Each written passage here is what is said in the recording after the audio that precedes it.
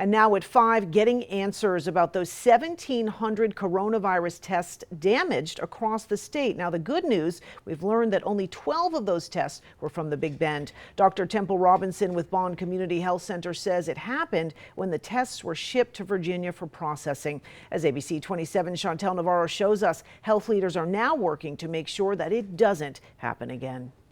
We've tested over 6,500 people, and our rejection rate's very low. I mean, less than 0.5%. So that's a small fraction. Dr. Temple Robinson is the CEO of the Bond Community Health Center, a partner of the walk-up test site at Florida A&M University in Tallahassee.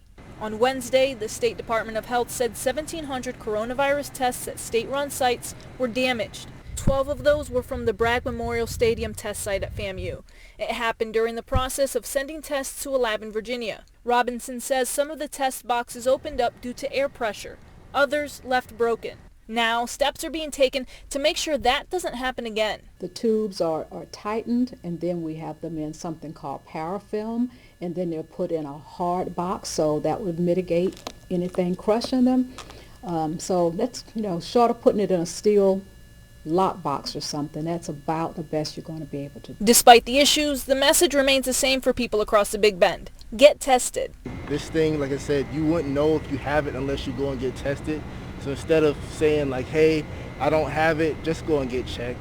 You don't feel confident? Come on back down here and get your alert. That's what this should be the message is.